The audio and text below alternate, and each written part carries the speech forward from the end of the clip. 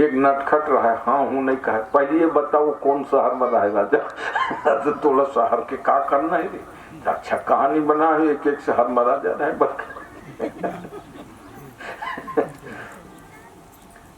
नहीं मैं हुकारू नहीं देता बता। तो दादी और भगवान शंकर ने कहा हाँ हूँ कहते रहना, ठीक।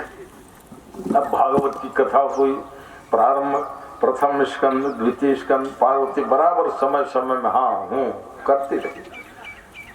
10वें स्कंद तक की कथा हो गई, अब बराबर सुनती रही माता पार्वती जी।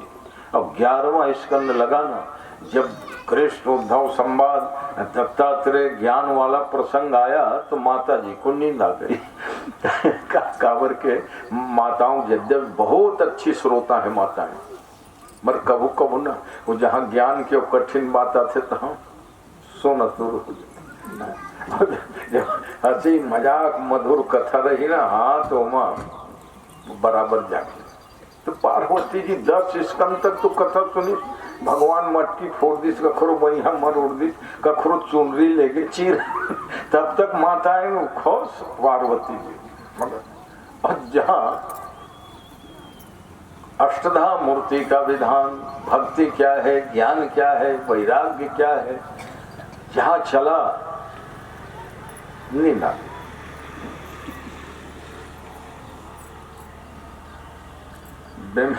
बेमेतरा में एक मेरा शिष्य है सोनी परिवार का, बोला मैं कहते संगीत में काबर भागवत राखे से सोनी सुरेंद्र नाम किस महाराज मैं दीक्षा ले ना तो मैं 8वीं 10वीं पढ़त रहा, मोर महतारी कृष्ण मंदिर में आप कथा हुई तो ले गए। अरे नेंगुरा हाथ के पानी मैं नहीं पिया, दीक्षा ले, आप दीक्षा दे मैं पक्का चेला भले बीच में नहीं मिले। मगर आज मोर 6-7 ठन ट्रक चलते सोचे गुरु जी भागवत रखना, तो वो वही जिद कर संगीत में कथा कही गुरु जी। तो मैं कहा कावर जिद करता सर मुर्धारा, नहीं महाराज हमन ने लगातार सुने नहीं सकन, बीच में बाजते न तो हम बढ़िया चैतन्य हो जाते भजन उजन ओखरे खेल में शुरू करे चल भाई मोला का करना मैं जिन गाँव कहीं हम बजा है बीच बीच में हमारे संगीतकार भाई मन है पहले बैठ जाते भजन करके समा बांधी, बीच बीच में भजन आरती, चलो ठीक है। हाँ ये है कथा में ज्यादा कटौती ना हो, है ना, इसलिए समय कभी कभी संगीत पर साल देवरी में हुई कथा, वो कहे महाराज हमल गायक नहीं मिलेगा तो जहाँ शुरू तो मतलब भैया मैं बीच बीच में दे टाइम जब प्रसंग है तब, है ना। तो हमारे ये कलाकार लोग तो अच्छे हैं, अपने एरिया के हैं सब, अच्छा है। ये है आर्थिक बात तो इखर संगीत में ना जो ठुमका भी लगी, हाँ तो क्योंकि आनंद का प्रतिरेक तो है, तब पता चलेगा भाई। तो 11वें स्कंद में माँ पार्वती जी को नींद आ गई। अब हुआ क्या, जब ताली बजाए ना तो वहां के पशु पक्षी भी सब भाग गए थे। तोता दंपति रहते थे सुग और सुग्गी, तो सुग्गी अपना अंडा छोड़ के भाग उड़ गई थी। वो अंडा फूट गया प्रभाव से, 10 स्कंद की कथा सुनी। अब अंडा फूटने के बाद जो है सुख सावक पोपट बन गया। अब पार्वती जी की जगह में हाँ हूँ वो कर, क्योंकि तोता जो है सुख बहुत ही जल्दी अनुसरण करता है। सुख सारिका जान की जाए, इखर स्थिति तोता मैना लगे काबर ज्यादा पाले, बड़की सलहरी पालते कोनो पिंजरा में नहीं पाला काबर कि वो अपने भर राग ल बोले सके। और सुख दीदी दे 2 रोटी, जैसे पढ़ावे वो पढ़ गए। धमतरी 2 साल पहले कथा रहे तो मारवाड़ी गुजराती सब कथा, अरे सुखदेव जी साक्षात आवाहन बैठे हैं, रोज ये 33 करोड़ देवता पूजत की महाराज, वो पिंजरा में तोतल नहीं टांगे तो मैं टांग दे भाई। जब अच्छा श्लोक और चौपाई बोलो ना तो तोता किंजर दे चारों मोड़ा, वो अपन भाषण, दीदी दूध रोटी दे, कंझा जाए सबको। सुखदेव जगम तैलक टांगे से वो बात थी। तो ये हटाओ भाई, तो मैं थोड़े लगवाऊंगा, वो तीखा रूढ़ीवादिता है। साक्षात सुखदेव मैं बैठे तो अच्छा वो तोता जेखर यहाँ के रहा है वह मोर निवास रहा डेरा जैसे देखे महाराज ने। तो मैं कब जाना, जब आए मध्याह्न में छोटे दोनों जोर के कतर आए, खड़ांग खड़ांग खड़ो बाजी का हो पांडे जी, तो वो दूध रोटी मैं के बस यही छे। बिटिया एक दिन निकली, कहा बेटी ये तोता वो मंच में टंगे रही वही का वो होता है महाराज, हमार मांग के लेके दे दे तो बेटी तय का पढ़ा है, अब तय कट का पढ़े तो किस एमएससी हूँ, एमएससी हूँ, तो एमएससी हूँ खाली दूधे रोटी पढ़ाए लगे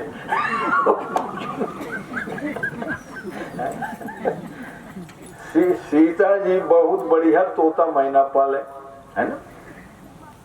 शुक सारिका जान की जाए, कनक पिंजरनी राखी पढ़ाए। हाँ बन तो लोहा के पिंजरा, वो स्व कनक पिंजरनी सोने के पिंजरा में पाल के रखती तो लोग।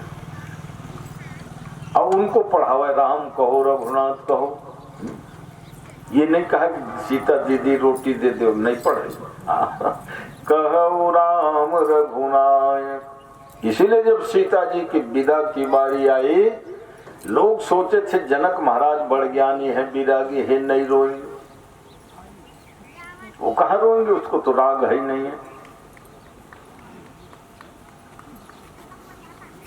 मगर जब सीता जी डोली में पलना में विदाई समय, अब विदाई क्षण ऐसा होता है ना, पत्थर दिल को भी रुला दे। तो जब चारों बहनें एक साथ डोला में बैठी, सीता उर्मिला मांडवी श्रुत कीर्ति, तो व्याकुल कहीं कहाँ वैदेही। तोता मैना व्याकुल हो, पिंजरा में चारों तरफ कलरव करने लग गए। वैदेही वैदेही कहाँ जा रही हो, व्याकुल बिलखी कहीं वैदेही। जानकी जी एक बार ठिठकी, क्या एक दो पिंजरा को ले जाऊं साथ में, है ये कैसे जिएंगे। अब जब महाराज जनक अभी तक के धैर्य बांधे खड़े थे, जब देखे तोता मैना की हालत है, सीता जी के वियोग में विदाई के समय, प्रेम मगन नहीं सुधी विदेह की, अब महिमा सिय रघुबर स्नेह की।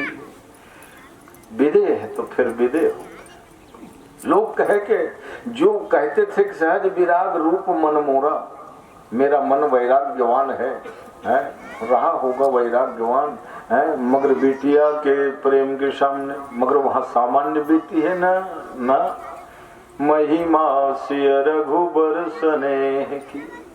सीता राम जी के स्नेह की महिमा है जो महाराज जनक को प्रेम में मग्न कर दिए, शोध नहीं रहा। प्रेम मगन सुधि नहीं विदेह की, महिमा सिय रघुबर स्नेह की। वो महिमा है। तो कहा पार्वती जी सो गई, अब उसके जगह मैं ये देखो बात बढ़ जाती है। अब कितनों बढ़ जाए मैं ठीक मूल रूप में आता हूँ ताकि श्रोताओं को दिग्भ्रमित होना ना पड़े। मैं ये कह रहा था कि पार्वती जी की जगह बिल्कुल अनुगमन करने की क्षमता तोता में होती है। वो उसी आवाज में हाँ हूँ ऐसे हुंकारू देने लगा। शंकर जी को डाउट हुआ नहीं। और जब 12 स्कंद की कथा पूरी हुई तो पार्वती जी मान सुते नहीं। अरे तो हाँ हूँ कहने वाला कौन? उसी समय वो सुख श्रावक उड़ा तो फिर लेके त्रिशूल दौड़े। कहा बिना दीक्षा के तुम कथा कैसे सुने? इसलिए दीक्षा हुई कि नहीं भाई? भागवत सुनने वालों को ना हो रहा है तो कान फोन। अभी उदयपुर में भागवत कथा है। वो रिटायरमेंट होने के बाद साहब भागवत करा रहे। तो किस महाराज मोर दीक्षा हो ही नहीं और जजमान मही बन के बैठे हो तो पहली दीक्षा दे ले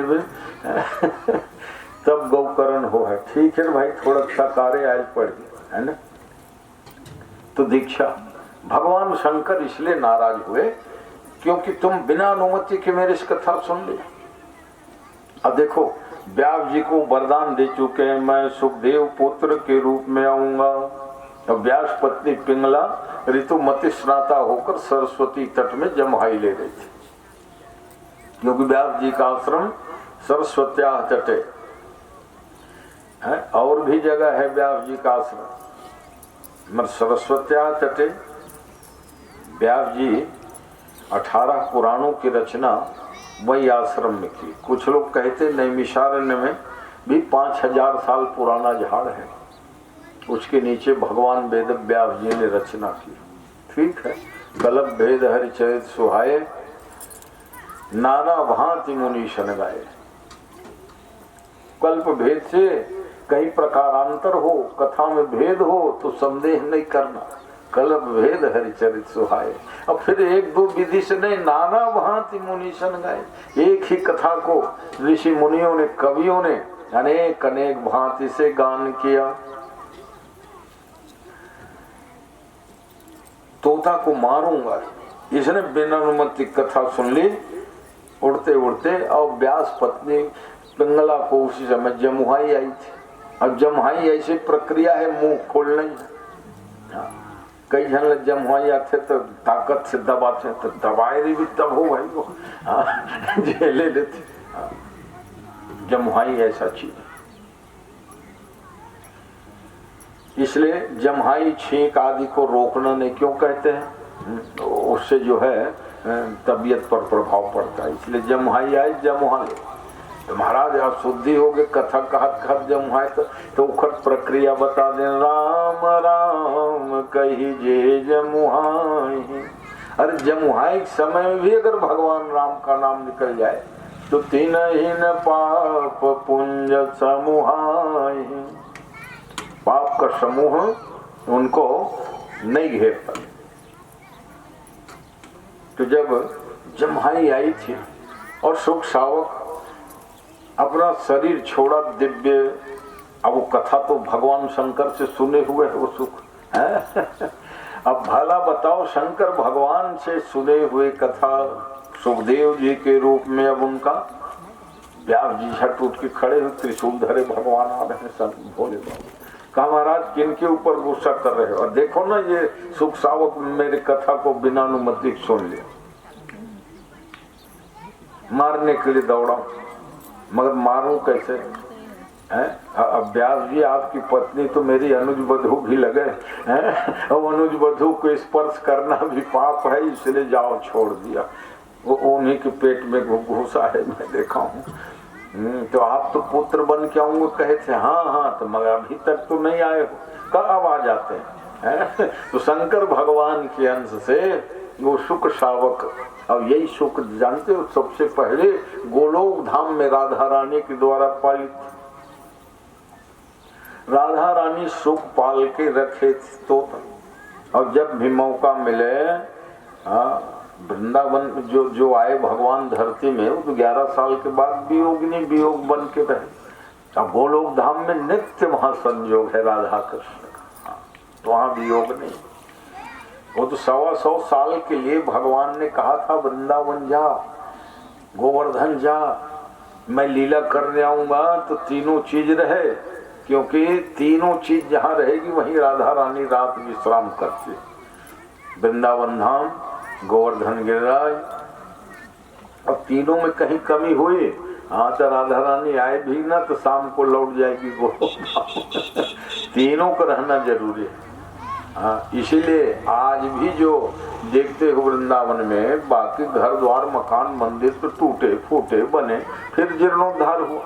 तीन ही चीज उस जमाने के हैं, वृंदावन धाम, गोवर्धन गिरिराज, उसी जमाने की। और यमुना महान, यमुना उस समय में भी बही जब द्वापर, आज भी वो यमुना बह रही है। हाँ, स्वरूप भले बदल गया। यमुना स्वच्छ निर्मल जल कलकल निनादिनी बहती थी भगवान कृष्ण के समय में, और आज गंदे नाला नाली के बटोरे आचमन करने लायक नहीं छोड़े यमुना जी को, है? देखो सज्जनों, मेरे भारत की महिमा वो गाते हैं, राष्ट्रगान और राष्ट्रगीत दो है ना। तो जन गण मन अधिनायक क्या है? वो राष्ट्रगीत है टैगोर जी का। सुजलाम सुफलाम मलयज शीतलाम, वंदे मातरम, ये बंकिम चंद्र चटर्जी की रचना है ना। सुजलाम कैसे है मेरी भारत भूमि? सुजलाम, निर्मल जल से भरे हुए ताल तलैया नदी नाले, सुफलाम, सुंदर फलों से लदे हुए बाग बगीचे, मलय शीतलाम, मलय की शीतल वायु से प्रदूषण मुक्त वायु। क्या सुंदर माने उसका भाव।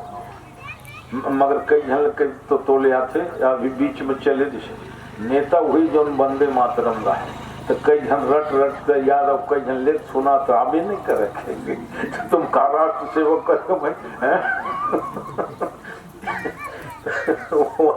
तो कई जन कहे महाराज वो पूछते हैं कि सांसद है कि विधायक है, ले तो गाता है वंदे मातरम, तो कई हल नहीं है पकड़ा राष्ट्र सेवक का कर भैया राष्ट्र का। अब कई जन एकदम बिल्कुल कंठस्थ कर रहे हैं तो उसका अर्थ बड़ा विलक्षण है। सुजलाम सुफलाम मलयज शीतलाम स्वच्छ श्यामलाम, धरती स्वच्छ श्यामला, अन्न से हरियाली को प्राप्त, फुल कुसुमित द्रुमल, फूलों से सजा हुआ बाग बगीचा। वाह, ये मेरा भारत। आज जैसे नहीं जगह जगह प्रदूषण को, कोरोना तो वायरस वो सब फटक ही नहीं पाते थे, वातावरण जो है मंगलमय था। ये मैंने वर्णन किया है मेरे भारत भूमि के बारे में। तो भगवान शंकर अपने अंश से सुखदेव के रूप में माँ पिंगला के गर्भ में आए, मगर 12 बरस बीत गया, जन्म लेने का ना मिले। मैंने इशारा किया था, वेद मंत्र के उच्चारण हो उनके द्वारा, बाहर वाले सुन के गदगद हो जा रहे, बाबा रे माता के पेट में इतना ज्ञान जन्म लेके आएगा तो कितनों का कल्याण करेगा। इसलिए वेद व्यास जी महाराज एक दिन निवेदन किए कि बालक, एक गर्भस्थ शिशु जन्म लेके आओ बेटा। सुखदेव जी अंदर से ही वो बोलने में, वो तो 12 साल हो गया था, कहे कि नहीं मेरे जन्म उन्म नहीं लेना है पिताजी। कहा क्यों? अरे यहाँ बहुत आनंद है, भगवान का रोज दर्शन करता हूँ। ऐसा है जब सिर नीचे हो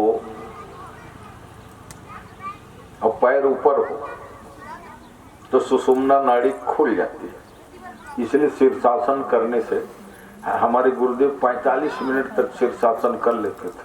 शीर्षासन करते करते दुर्गा सप्तशती पाठ पूरी हो जाए। अब सोचिए सामान्य बैठ के दुर्गा सप्तशती पाठ में ओहो माड़ी माड़ी दर्द हो गई कहीं है, मगर वो शीर्षासन किए में ही 45 मिनट 13 अध्याय। तो मैं कह रहा था सुषुम्ना नाड़ी खुल जाती है, जिसकी सुषुम्ना नाड़ी खुली उसको पूर्व जन्म का स्मरण होने लगता है। क्या था? इसलिए जब बच्चा माँ के गर्भ में रहता है तो उसका सिर नीचे है, सुषुम्ना नाड़ी खुली, मालूम थे मैं कहा रहे हूँ है। ओकरे पर भगवान प्रार्थना करते जियो है, देहोपपत्तमवितुम जगदीच्छयापि, हे प्रभु अब मेरे को यहाँ से जल्दी जन्म दे। क्यों? कि कई बार जन्म ले चुका, भजन करूंगा कहता हूँ, अब भजन वजन करता नहीं। गर्भ में पौड़ के पौड़ मही, जननी संग पौड़ के बाल कहाए। ये कितना पौड़ता है जीव। 9 महीना गर्भ में पौड़े, जन्म भी ले लिए हैं, भूया में लेटाए, फिर टोटका वगैरह कई जन सूपम सुताई गर्भ चढ़े पुन सूप चढ़े, पलना पे चढ़े चह जोम घना के। इसलिए कवि कहते हैं, गर्भ में पौढ़ के पौढ़ मही, जननी संग पौढ़ के बाल कहाए। जब तक माँ के साथ में सोए बच्चे बालक कहलाए। युवावस्था हो गई, उम्र, शादी बर विवाह हो गया, फिर भी पौढ़ रहे हो, 8-10 घंटा। पौढ़ न लागे तिया संग में, मर संग बदल गया। पहले माँ के साथ सोते रहे 5 साल 4 साल तक। पौढ़ न लागे तिया संग में, तुम सारी युवा सब पौढ़ गंवाए। युवावस्था बीत गई सोने में। क्षीर समुद्र के पौढ़ नहार, तिन्हें प्रभु के नहीं ध्यान लगाए। क्षीर समुद्र के सोने वाले कभी ध्यान नहीं लगाओगे तो याद रखना, पौढ़त पौढ़त पौढ़ गए, और चितामह पौढ़न के दिन आए। तो जन्म से लेके चिता पर्यंत पौढ़ाने तो है, चिता में भी लिटा देते हैं शरीर को। इसलिए ये मत समझना कि हम ही सोने वाले। क्षीर समुद्र में हमारे भगवान सोते हैं। तुम तो 8 घंटा 10 घंटा सोओगे। वो जितने सृष्टि चली रही थे उतने वर्ष तक के वो सोते थे। इसलिए उनकी योग निद्रा कहलाती है। और अपन लोग सोते हो निद्रा है, जब 6 घंटा 7 घंटा के बाद नींद टूटेगी। खूब जागरण किए रहते हैं तो युवा 8-10 घंटा सो देते, बाकी तो उठना तो पड़ेगा। ऐसा विधान है। भूख, क्षुधा, पिपासा आदि के कारण 6-7 घंटा में नींद टूटेगी, आप चाहो तो न चाहो तो भगवान कृष्ण के पास गए व्यास। भाई योगेश्वर, अरे भैया शंकर भगवान बेटा बन के आऊंगा कहे, वरदान दिए थे 100 साल में तप किया था, बादरायण मेरा नाम पड़ा। और आए तो जरूर गर्भ में सुखदेव के रूप में, मगर जन्म नहीं ले रहे हैं। प्रार्थना करने पर कहते नहीं नहीं, माया से मैं डरता हूं, माया मुझे सताएगी। भगवान कृष्ण सोचते हैं कि अगर नहीं जाऊंगा तो मामला गड़बड़ है। आगे चल के 4 पीढ़ी मेरे जो भक्ति करने वाले, पांडु, कुंती, अर्जुन, सुभद्रा, ये सब मेरे भक्त ही हैं। और उसी खानदान में परीक्षित होगा। और परीक्षित को जब साफ लगेगा भागवत कथा कौन सुनाएगा है? अगर सुखदेव माँ के ही गर्भ में रह जाएगा, उनका जन्म ही नहीं हुआ रहेगा, तो फिर राजा परीक्षित की मुक्ति कैसे होगी। इसलिए भगवान आए और आकर कहा कि हे गर्भस्थ शिशु जन्म लेके आओ। कहा भगवान की माया से डर लगती है।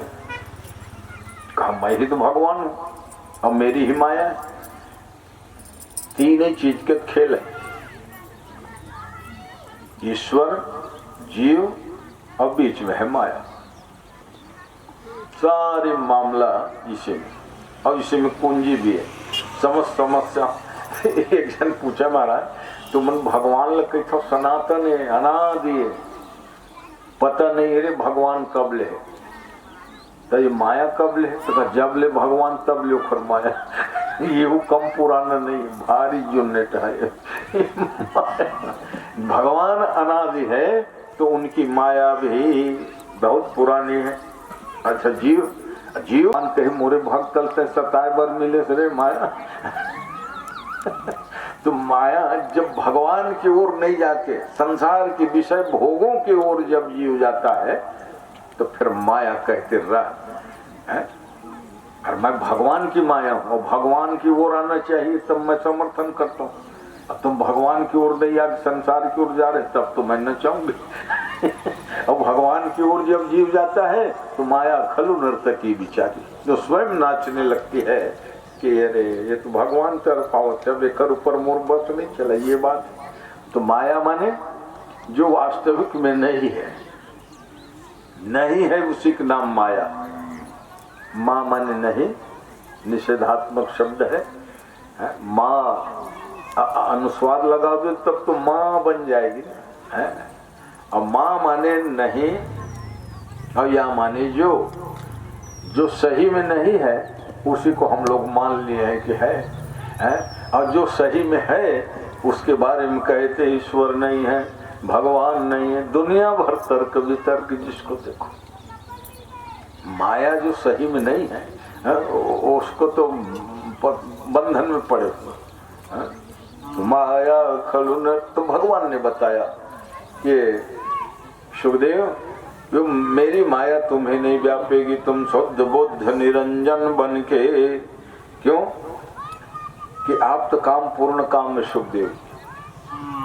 और प्राय हर जगह बताता हूं, जैसे गाय की सींग है ना, छुरिये छुरिये ठाड़ ठाड़ सींग, भारतीय नस्ल के गाय के, तो उसमें कहीं सरसों के दाना तुम रखोगे ये ठहर जाए करके है? सरसों का दाना गोल गोल रखे तुरंत वो तो लुढ़का। अब वो गाय सींग में सींग के टाप में रखोगे, रखे और इधर लुढ़का।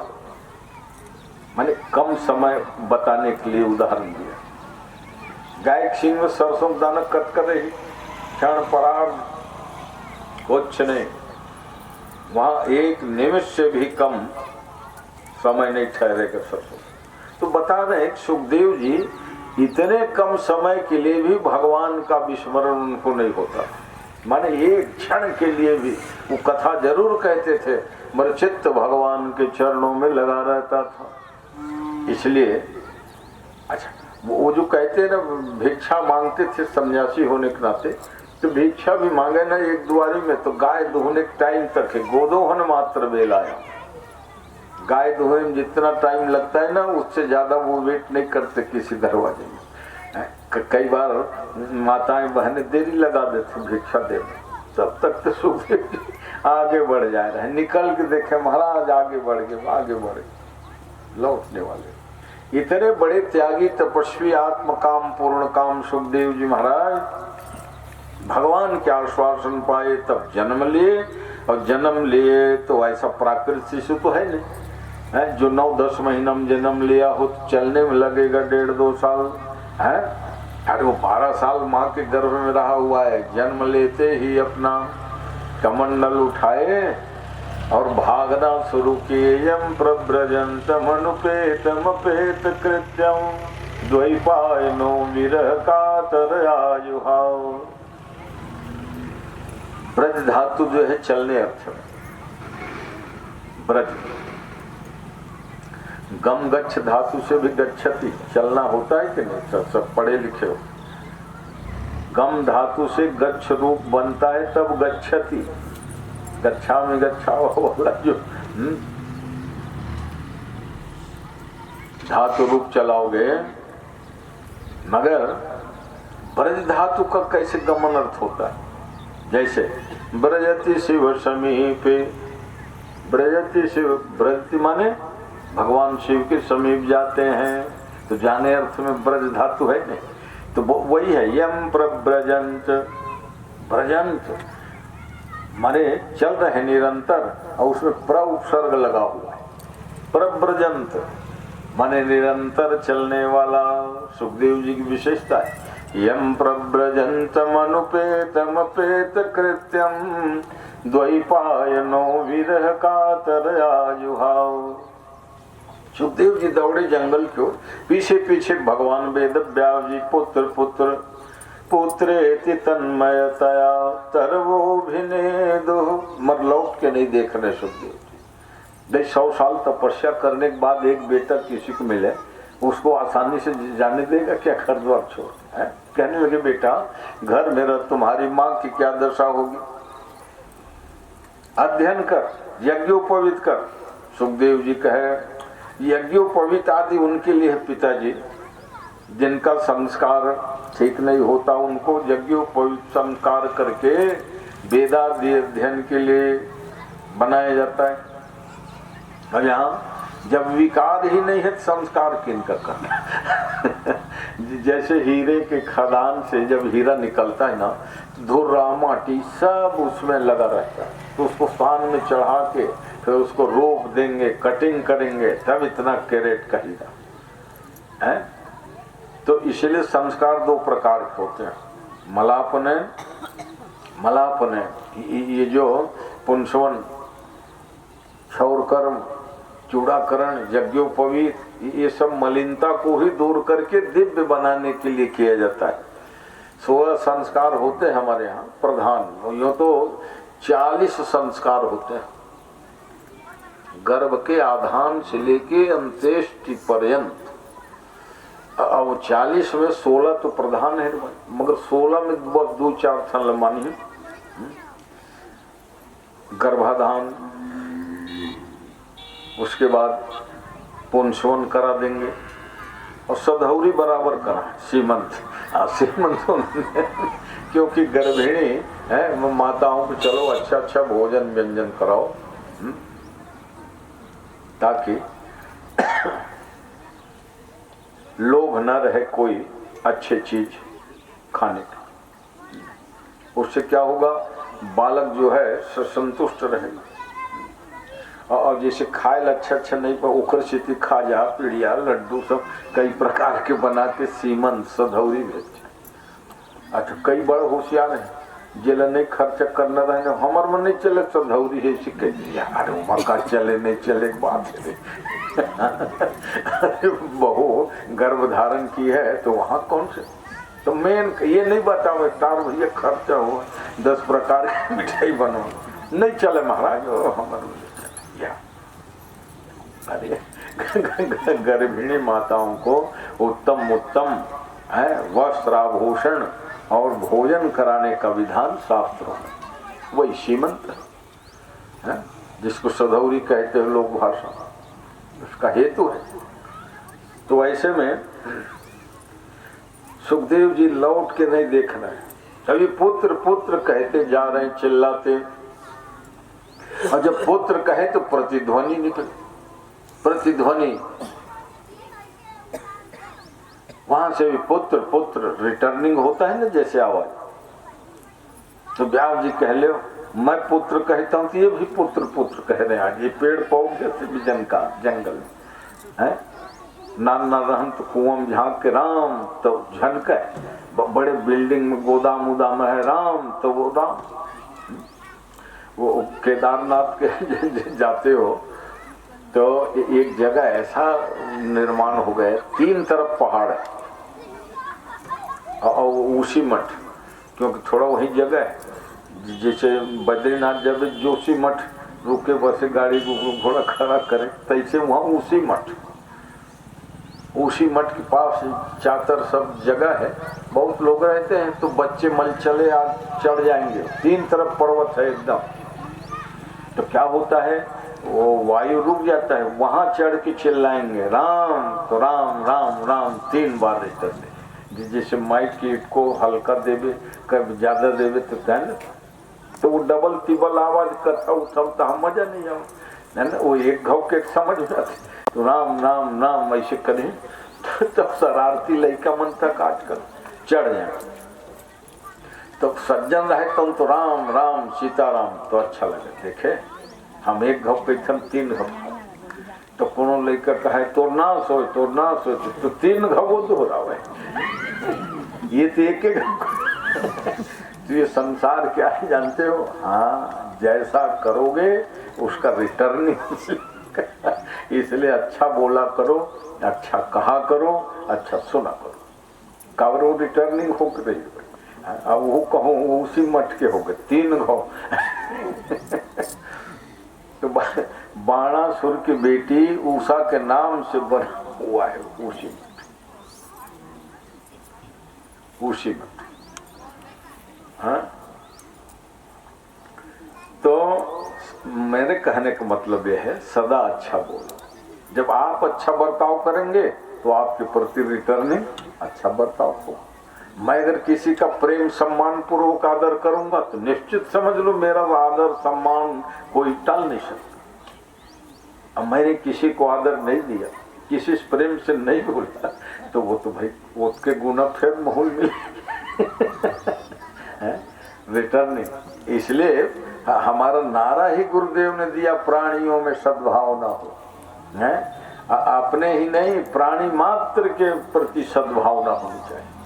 और जब आप प्राणी मात्र के प्रति सद्भावना करोगे तो समस्त प्राणी आपके प्रति सद्भावना करने लग जाएंगे। खग मृग पशु पक्षी भी निज अनहित पशु पक्षी जाना, अमानुष तन गुण ज्ञान निधाना। तो सुखदेव जी आगे आगे पीछे पीछे, व्यास जी एक बढ़िया सुंदर सरोवर निर्मल जल भरा था, हिमालय की बात है, जगह जगह निर्मल झरने जल। अप्सराएं नहा रही थी, नहाते समय बोला यहाँ तो कोई पुरुष वर्ग आने वाला नहीं, एकदम एकांत। तो कम मात्रा में कपड़ा पहन के, है ना, गमछा वगैरह लपेट के सिर उर्दू खोला है, नहा रही थी। अब उतने में सुखदेव जी अब सरोवर के पार से ही रास्ता गई थी, तब का कर सुखदेव जी चले गए, इनको कोई लाज शर्म की बातें नहीं थी, नहा रही थी जैसे नहा रही। अब व्यास जी जब आए उनके पीछे पीछे तो अप्सराओं ने अपना सिर आंचल जल्दी ढकने लगे हैं और प्रणाम व्यास जी दूर से। भगवान वेद व्यास जी ने करी, अप्सराओं तुम स्वर्ग की अप्सरा हो देवांगना? बोले हाँ। तो मेरा युवा पुत्र गया, वो भी नंग धड़ंग दिगंबर, 4 अंगुल की लंगोटी भर लगा लेता है लोक लज्जा के लिए, तो तुम लोगों को लाज शर्म नहीं हुई है? घूंघट उंघट नहीं काढ़े, सिर नहीं ढके। अब मैं तेरे दादा उम्र के हो गए रे उसको देख के तुम लोग झट घूंघट काट रहे, भेद कर रहे। तब सराव ने हंसे कहा, बिल्कुल ठीक कहा व्यास जी, आप चाहे 80 साल के हो जाएं, आपके दृष्टि में भेद है, और जहाँ भेद है तहाँ फिर मर्यादा लाज आदि करनी पड़ती है। अच्छा तो मेरे बेटे के, अरे आपके बेटे के तो कब के भेद मिट गया है, अभेद है। श्री पुम्मेदान तो सुतस्य विवेक दृष्टे, अभेद दृष्टि वाला है। इसलिए हमने उनको देख के आंचल पर्दा वर्दा नहीं किया। व्यास जी को बड़ा आश्चर्य हुआ, मेरा बेटा भी जन्म लेके आया है कुछ दिन पहले, अब उसकी महिमा तुम लोग स्वर्ग की रहने वाली अप्सरा हो, कैसे जानकारी हो गई? तो कहा महाराज आपका बेटा जन्म भले हो मगर स्वर्ग में उनकी गाथा गूंजती है। सुखदेव जी वो है जो आप तराम पूर्ण काम परम निष्काम अमलात्मा संत। व्यास जी लौट के आ गए, सुखदेव जी लगाए समाधि। अब एक बेटा 100 साल तपस्या बाद मिले थे, इनके थे हाल वो जाग समाधि लगा, जो वो माँ बाप की सेवा का करेंगे। चल दूसरे ढंग से मेरे अभी नाती पोता लोग हैं, कौन? कौरव और पांडव। धृतराष्ट्र पांडु व्यास जी के पुत्र हैं, है ना, विदुर जी सहित। तो वहां जाके देखे तो महाभारत की लड़ाई की रचना। व्यास जी ने कहा मत लड़ो झगड़ो रे, अब तो सब समझा चुके हैं। लड़ाई हुई और भगवान वेद व्यास जी ने इसलिए महाभारत ग्रंथ की रचना की थी कि भरतवंशी राजाओं का विशाल वर्णन मैं करूंगा, क्योंकि भरतवंश से बड़ा सुंदर संबंध रहा है। भरतवंश से क्या संबंध रहा है? अरे व्यास जी की जो माँ है वो भरतवंशी राजा संतनु के लिए ब्याही गई थी, इसलिए भाई बंध का रिश्ता है, पितृपक्ष से नहीं तो मातृपक्ष से। इसीलिए अब वो जन्म ही हुआ जब धृतराष्ट्र पांडु विदुर का, तो पांडव कौरव का लगे, व्यास जी के नाती लगे, पोता। विशाल पूर्वक लिखा, मरंत में जब वर्णन किया कि कुरुक्षेत्र के मैदान रक्त रंजित है, लाल लाल माटी आज भी निकलते 5000 साल बीतने के बाद। तो कई जन पूछे एकदम सुर्ख लाल काबरियत मिट्टी, वो सब खून में संगे रे रंगे वो तो रक्त के नदियां बह गए, वहां सब एकदम पोह गए खून है। वो जो अयोध्या में ढांचा गिरे बोला बतावे कि हिंदू मन के रक्त के द्वारा गिलावा बना के जोड़े रे नहीं पत्थर। अब भला बताओ बर्बरता की पराकाष्ठा थी। अरे हम कहते भैया तो गिलावा बनाए बर सरजू गंगा के पानी कमी रिस रे गर्द इतने माने मार काट किए थे। अच्छा हो गया वो कलंक ध्वस्त हो गया, नए निर्माण हो रहा है।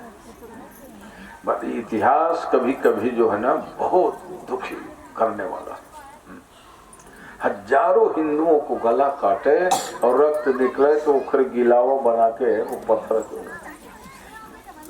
क्यों कि 500 साल में ना कई बार हिंदू उसमें कब्जा किए, कई बार वो लोग कब्जा किए, हम लोग हैं। अंत में जिनका है रे भाई उनका है। अब फिर राम किसी एक के नहीं, राम चराचर नायक है ही, चर अचर समस्त प्राणियों के राम है। इसलिए विवाद ही खत्म होना चाहिए।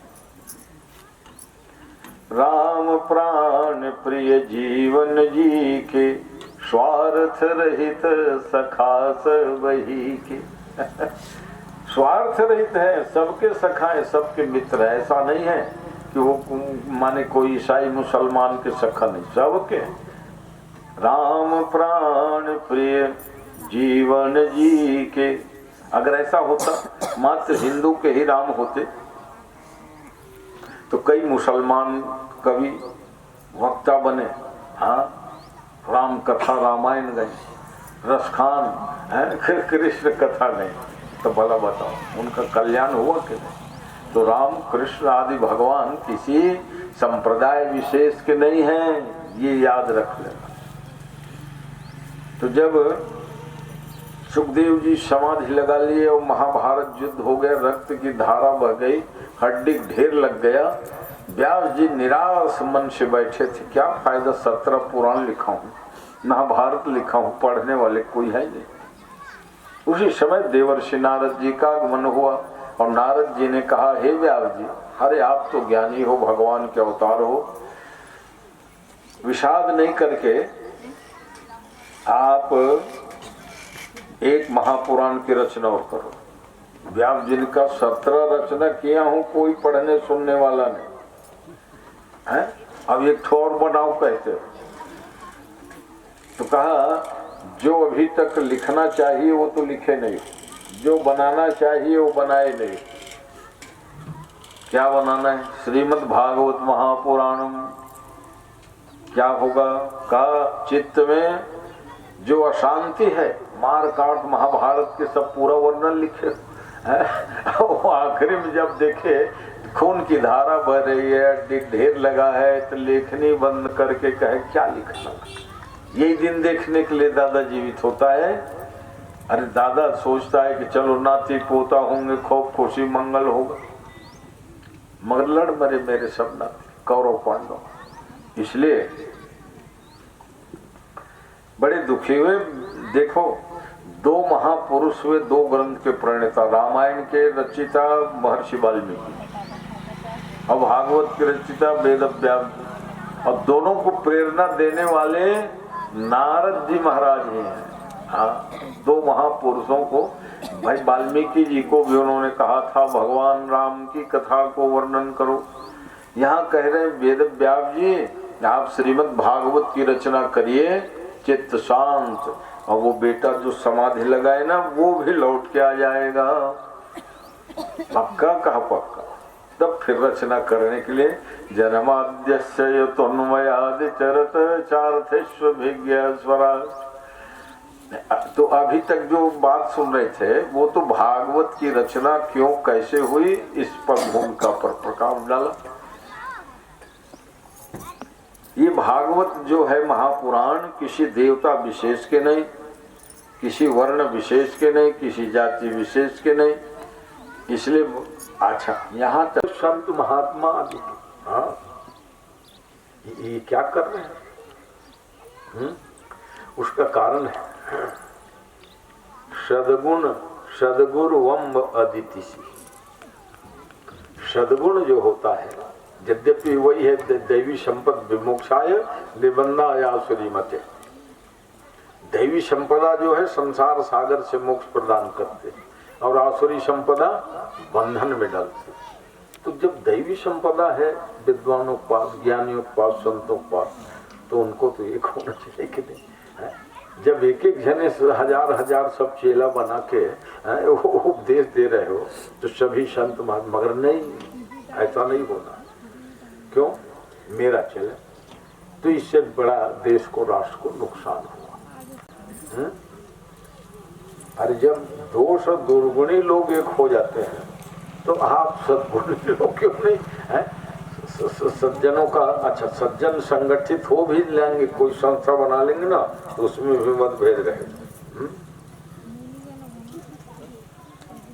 क्योंकि अच्छा मतभेद रहेगा मगर जिसका बहुमत वो अपना चला लेता है। जैसे बड़े बड़े आजकल ट्रस्ट है, अभी डोंगरगढ़ का ही ट्रस्ट है। हरदम मैं बतलाता था कि सोने का पतरा बहुत पहले से ही हमारे विश्वनाथ मंदिर में चढ़वाया राजा रंजीत सिंह, पंजाब के है ना। अब मोटा पतला है, पीली वाला नहीं। हाँ, पूरे विश्वनाथ जी। अब भला बताओ क्या माने भारत के भक्तों के दिल में। राजा रंजीत सिंह ने, अहल्याबाई ने तो बनवाया था 1760 में, और इसने कहा पत्थर के काय दिखे, सोने के पत्थर। सोमनाथ मंदिर अंदर भरे अभी चल रहेगा, वो भी ले देख गर्भ दी। जबकि एक एक व्यापारी 200 किलो सोना एक ने दिया, फिर 100 किलो दिया उसी व्यक्ति ने। क्या माने मेरे भारत के जो सौराष्ट्र सोमनाथ से सोमनाथ मंदिर को 17 बार तोड़ा मजमूद गहनवी ने। मगर धन्य है भारतीय आस्था को, है उसको विशाल बनवा डाले। अब उस सोने का परत चल रहा है कम से कम छत्तीसगढ़ में, है तो डोंगरगढ़ के तीनों शिखर स्वर्ण मंडित कराए गए। अब अच्छा मोटा पतला है, ताकि ये हो कि भाई अमुक अमुक मंदिर क्यों छत्तीसगढ़ में भी माँ डोंगरगढ़ के बमलाई 3 शिखर जो अभी नए बने और सोने को बढ़िया पत्थर मोटर चल। क्योंकि अच्छा है ट्रस्ट में पैसा ज्यादा जमा होगा ना तो उसी के लिए लड़ाई झगड़ा हो जाए। अर्थे स्वनर था तो कम से कम उनको अच्छे कर्ज में लगा दिया, करोड़ों का बजट बना। तो भगवान वेद व्यास जी रचना तो किए मगर ये बता दिया कि भागवत किसी एक वर्ण संप्रदाय का नहीं है। क्यों? कि जैसे ईश्वर सत्य है, ईश्वर सत्य है सबके संप्रदाय में, तो कहा मैं उसी सत्य को वंदना करता हूँ। मेरी बुद्धि को प्रेरित करे सत्यम परम धीमहि। अब वहां मान लो लिख देते विष्णुम परम धीमहि, कृष्णम परम धीमहि, तो अन्य देवताओं को उपासक कहते या ये तो विष्णु भगवान के ग्रंथ, कृष्ण भगवान के ग्रंथ। मत देखते भागवत को क्या सन्यासी, क्या शुद्धाद्वैत वाले, क्या विशिष्टाद्वैत वाले। तो ये जो द्वैत अद्वैत विशिष्टाद्वैत विशुद्धाद्वैत ये जो भावना है वही वल्लभाचार्य, रामानुजाचार्य, रामानंदाचार्य, शंकराचार्य आदि का मत है। उसको तो सभी संप्रदाय वालों के यहाँ भागवत होती कि नहीं? हाँ होती है। मतलब भागवत में किसी का विरोध नहीं है ना। अच्छा सन्यासी भी भागवत पढ़ रहे, विरक्त भी पढ़ रहे, गृहस्थ भी पढ़ रहे हैं। तो मगर कुछ सन्यासी कहने लग गए हैं कि भागवत जो है गृहस्थ को, तो उनकी अकल, अरे भाई रचना करने वाले वेद व्यास जी गृहस्थ हैं, तो तुम कहाँ से आगे रे सन्यासी पढ़ने के लिए है? तो बताया ना मतभेद बुद्धिजीवियों में जल्दी होता है, जबकि ये सब बात करने की है ही नहीं है कि नहीं? भागवत सभी वर्ण, सभी आश्रम, सभी जाति, सभी धर्म वालों के लिए है। इसलिए साफ लिख दिया वंदना में सत्यम परम धीमहि। ईश्वर सत्य है, चाहे जिस ईश्वर को आप मानने वाले हो। निगम कल्पतरोर्गलितं फलम शुकमुखादमृत द्रव संयुतम। वेद रूपी कल्प वृक्ष का सुंदर पका हुआ फल ही श्रीमद् भागवत है। इसलिए रे भाव भक्तों पीते रहो, पिबत भागवतम रसमालयम। अरे जब भागवत को फल कहा गया है तो फल तो खाया जाता है ना, मगर वहां पीने अर्थ में पिबत पियो, क्योंकि रसमयम रस ही रस है, वहां गुठली छिलका कुछ है ही नहीं। तो जूस बनने के बाद तो पी नहीं है फिर उस फल को। जब फल के रूप में खाओगे तो कम से कम छिलका अलग करोगे, आम की गुठली अलग करोगे, केला छिल के फेंकोगे, संतरा छिल के फेंकोगे, और अंदर से बीजा भी निकले उसको भी फेंकोगे, मगर जूस बन जाता है तब। हाँ तो फिर क्या, तो पीवत भागवतम रसमालयम, ये रस का खजाना है। ये एक भगत पूछे महाराज कितने बार पीना चाहिए, तो कहा लय पर्यंतम, जब तक श्वास चल रहा है जब पीते रहो। अघाने वाला रस नहीं है वो भोजन पानी खीर पूरी नहीं है जो एक दिन अघा जाओ। अरे भाई रसगुल्ला बहुत बढ़िया है, मगर रोज रोज रसगुल्ला दे है तो तीसर दिन दाल भात मांगियो कि नहीं, क्यों? उसका कारण ये है कि अमेरिका के वैज्ञानिकों ने भी शोध के बता दिया कि दाल चावल से बढ़िया भोजन दुनिया में। अब भला बना वो ठीक है कि हम पर्व में त्योहार में 56 भोग बनाते हैं, रसगुल्ला पेड़ा बर्फी जलेबी है, ठेठरी खुरमी से लगा के अलग अलग प्रांत के अलग अलग सब भोजन है। छत्तीसगढ़ की ठेठरी खुरमी तो पूरा देश में छा गई। एक दुकान खोली सत्य बिक्री को वो देख फुर्सत नहीं रहे, तो जब रायपुर का दिल्ली में खोली तो मगर अमेरिका के वैज्ञानिक कहते हैं कि चाहे दुनिया कब भोजन व्यंजन हो जाए, दाल भात को 12 महीना खाते हो तो भी कभी उगते हो। 1 महीना तो रसगुल्ले में रख देता हूँ, नहीं महाराज जी उसको ठोके। अब दाल भात तो जीवन भर खाई। हाँ हमारे पूर्वज कतेक वैज्ञानिक ने सोचो, आज भले कह देते दाल भात मत खाओ फलाना, अरे भैया उससे बढ़िया कोई भोजन ही नहीं है कह रहे, क्योंकि उसको प्रतिदिन प्राय सब खाते हैं, मगर कभी नहीं वो भी नहीं मोड़ा तो 2 महीना वो खा तो दाल भात नहीं खाओ पैसा नहीं। और मिठाई रोज रोज दे तो कुछ नहीं मिले हिल खाकरा, तीसरा दिन पानी मांग दे बेटा, नहीं भाई बात हो गई मोट जीप चट। गन्ना का रस बहुत मीठा है, रोज तो 4 लोटा पिया है तो तीसरा दिन तक के भी खारा दे भैया कुछ हो गया वो रोड से अटकत। तो वैज्ञानिकों ने कहा कि दाल और भात से बढ़िया वो मैं कहूँ एक नग घी हो गया। फिर क्या पूछा वो वो भी घी कहीं गाय के हो गए। तो वैज्ञानिकों ने कहा कि ये छत्तीसगढ़ में बहुत बड़े वैज्ञानिक रहते हाँ, और अन्य जगह तो फैसिलिटी से नहीं ना। अमेरिका इंग्लैंड ब्रिटेन में कहा 1-2 प्रकार टोटल रोटी हो गई, चपाती हो गई, ब्रेड हो गई, बिस्किट हो गई, और रोटी बना है ना तो 7 दिन की पूर्ता एक तरफ सेक के रख दे रहे थे फ्रिज में, खा दिन फिर वही सेकते हैं। तो भारत मेरा धन्य है, छत्तीसगढ़ धन्य जहाँ रोज ताजा भोजन बनता है, रोज है, और भगवान को भोग लगता है।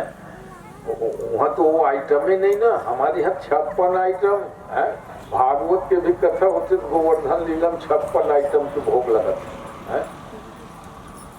वहाँ वस्तु 3 आइटम बिस्कुट चाय रोटी कुछ जानबे नहीं करे, हो नहीं करे। यहाँ सागे भाजी 100 प्रकार के, हाँ तो अन्य चीज लोग छोड़ दे भांति भांति। तो सज्जनों इन अर्थों में मेरा भारत महान है।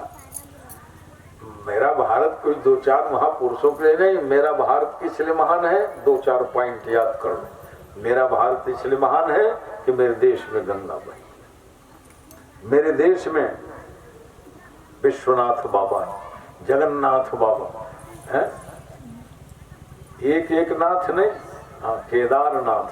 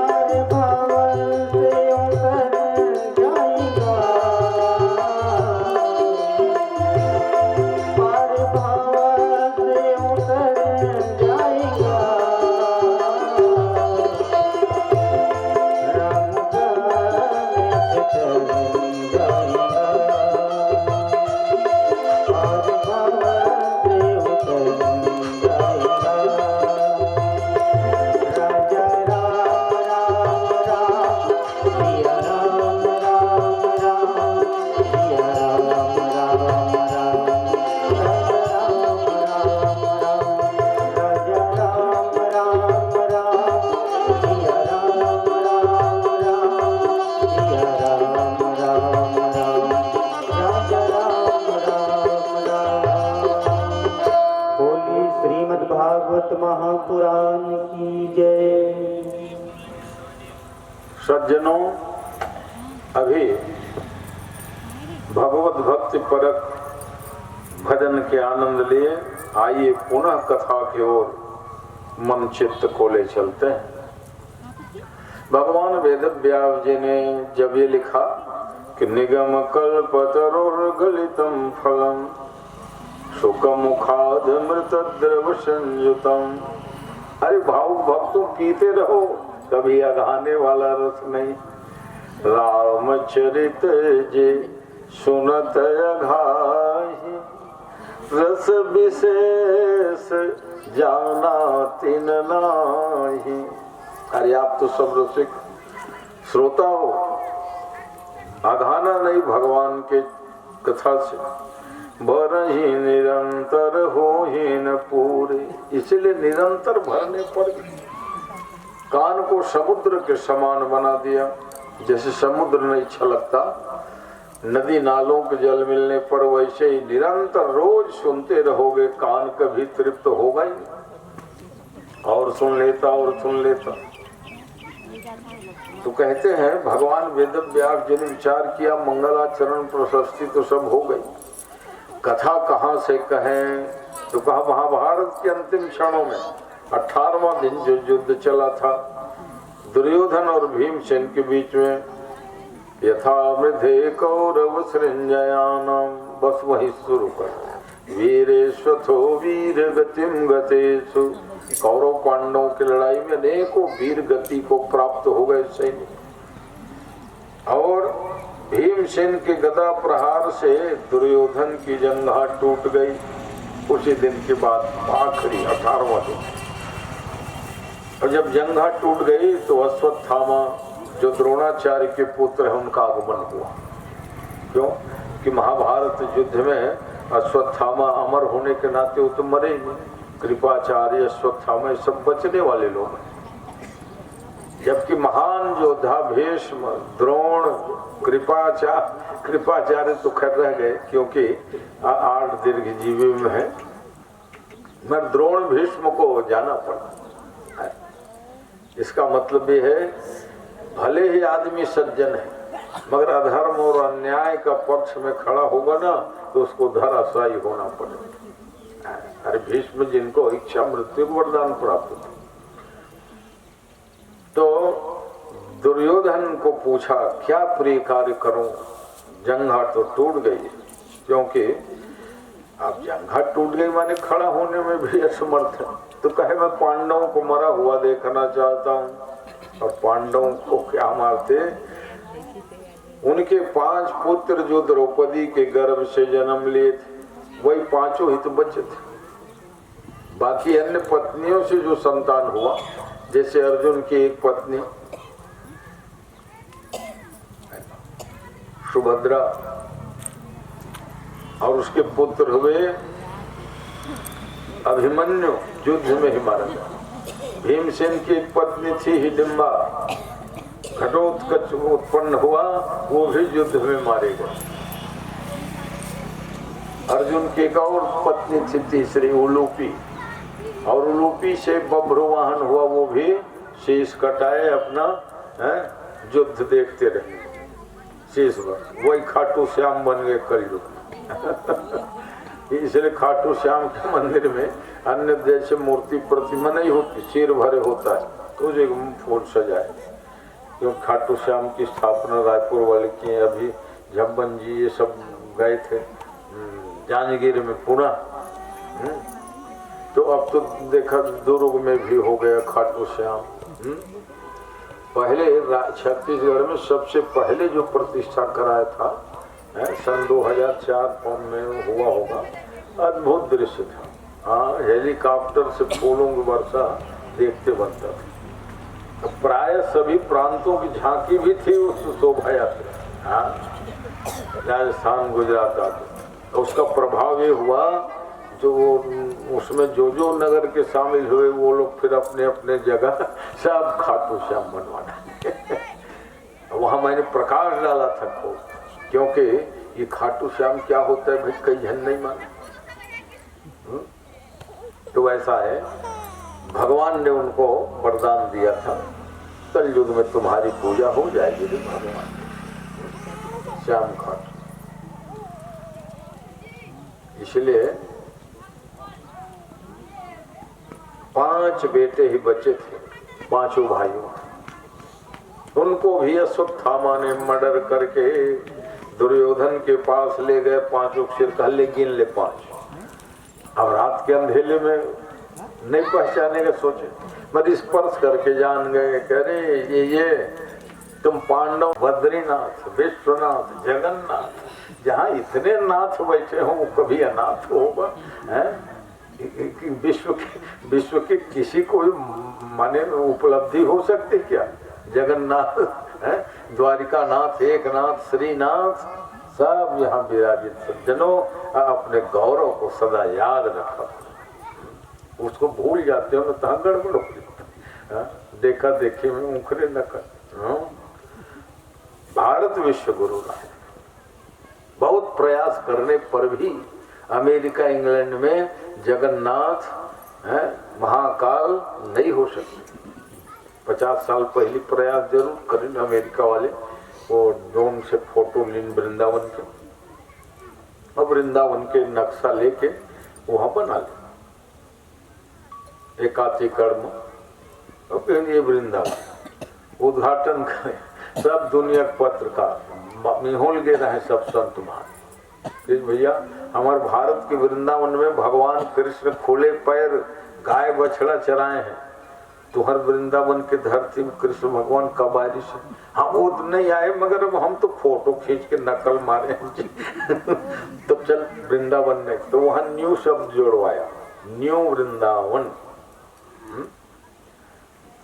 नवा वृंदावन आए भाई, वो बात नहीं है भगवान और भगवान के अवतारे भारत में अमेरिका में छोड़े हुए तो वहां का होना है, तो वहां न्यू शब्द जोड़ना पड़ा अमेरिका वालों, न्यू वृंदावन। हाँ वृंदावन फिर हमारा इसमें है तो धन्य है मेरे भारत को। अभी एक मंदिर बन रहा है 700 फीट ऊंचा, 700 फीट ऊंचा, 21 मंजिल। अब भला बताओ अभी तक ये सब हमारे लड़का मन कहाँ जाते, कहाँ जावे रे? आगरा, कहाँ जावे रे? कुतुब मीनार। अब वो गाते हैं दिल्ली का कुतुब मीनार देख, आगरे का ताजमहल देख, और बड़ ऊंचे महाराज। अब अभी जब 700 फीट की हमारी मंदिर बनी तब कुतुब मीनार और महल ताज लड़का जैसे दिखे। और कहा 200 फुट वो 700 फुट। तो कलयुग समझो ज्ञान नहीं जोड़ना कर विश्वास। कलयुग के समान हो कोई युग नहीं का, जब विश्वास करोगे तो 100-200 फुट के मंदिर बने तो जरूर। यह 700 फीट के है। ये तो अभी राम जन्मभूमि वाला तो 265-63 में ही है, 700 फीट के। अब खासियत ये है वो आम लोगों से चंदा नहीं दिया, प्रभुपाद के अनुयायियों ने ही पूरा खर्च, और उसमें 400 किलो सोना भी लग सकता है, क्योंकि वृंदावन में जो जो चीज है ना उसको 30 एकड़ में बन रहा है। 30 एकड़ नानमुन जगह है। और 2-4 एकड़ में मंदिर तो देखे कई ठन है ना, बड़े बड़े 4 एकड़ 5 एकड़ 7 एकड़ फैले हैं, है ना। और 30 एकड़ में वो एरिया रहेगा तो भगवान की जहाँ जो जो लीला हुई है उसको भी वहाँ दर्शाएंगे, बना रहे।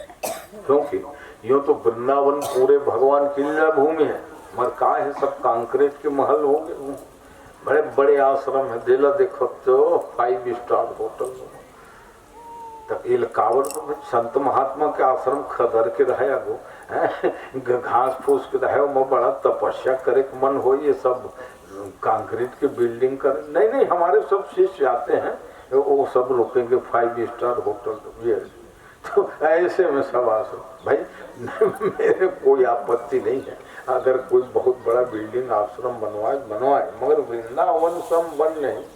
और नंद गाँव सो गाँव, आज वो राउत मंत्र दोहा पढ़ते हैं हमारे छत्तीसगढ़ में, बन बहुत है रे मगर वृंदावन सम बन नहीं, नंद गाँव सो गाँव।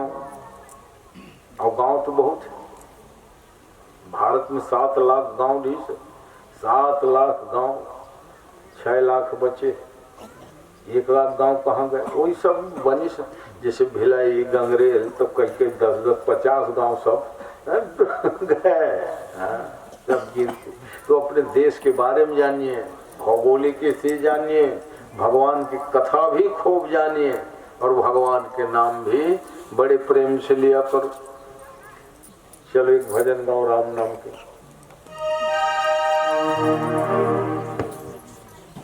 मधुर ध्वनि से तेरे मुंह पे थोड़ा श्री राधे हरि ओम।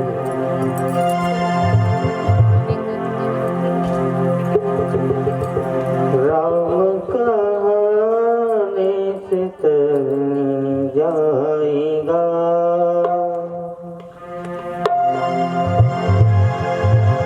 राम कहने से तर जाएगा,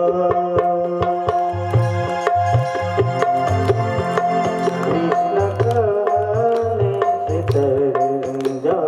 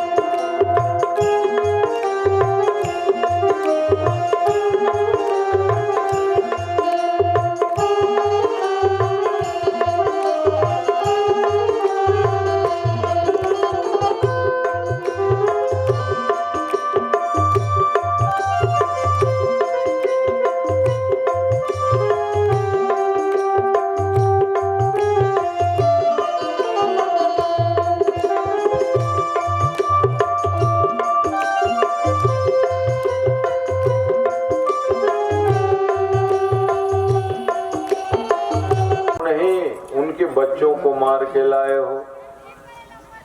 तो कहा बच्चे को मार के लाए, इसका मतलब पांडव तो अब खत्म हो ही गए, उनके कोई बाल बच्चे है नहीं।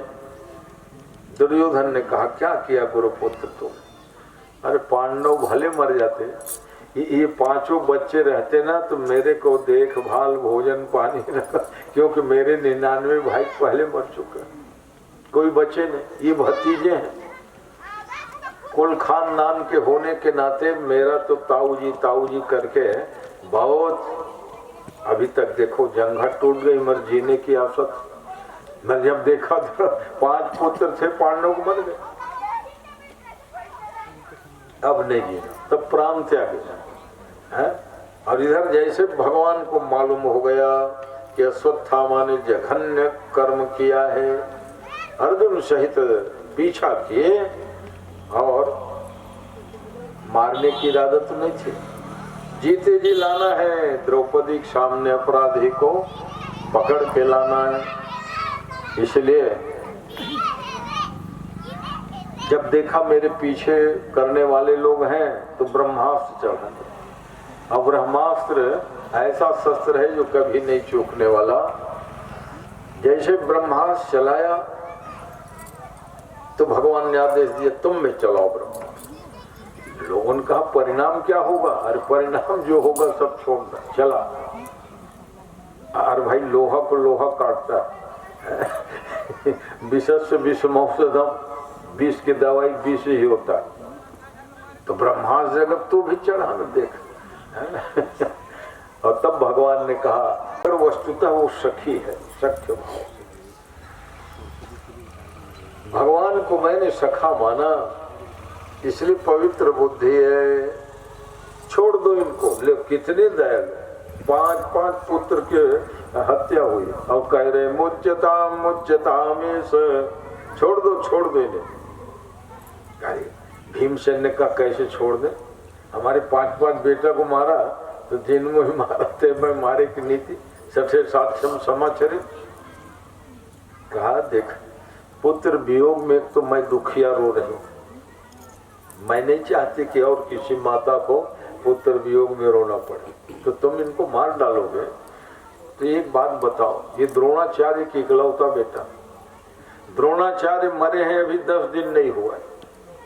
ब्राह्मणी गौतमी के, गौतमी नाम थी अश्वत्थामा के मां, माने द्रोणाचार्य की पत्नी।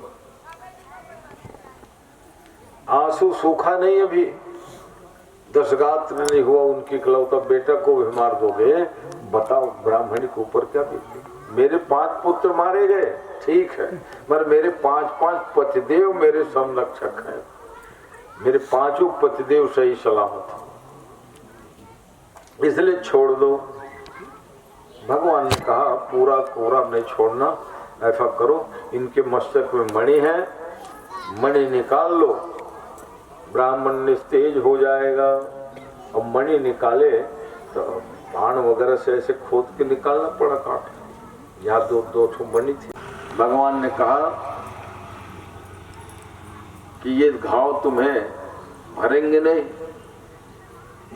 मरोगे तो नहीं, अमर हो एक कल्प के लिए, मगर व्याकुल घूमते रहोगे। आज भी अश्वत्थामा जीवित है, मगर कहीं शांति नहीं, कहीं एक जगह वो बैठ नहीं। विभीषण कृपा परशुरामस्य मारकंडे यथाश्रमम, ये 8 लोग दीर्घ जीव।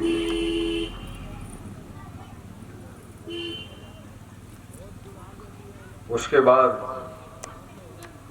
भगवान कृष्ण पांडवों को लेकर के भीष्म जी जो 54 दिन तक बाणों संयम पड़े, गिरे थे युद्ध मैदान में, तुरंत थोड़ी मरे, बिना नजल के पड़े हैं, क्योंकि भगवान के आगमन की प्रतीक्षा थी।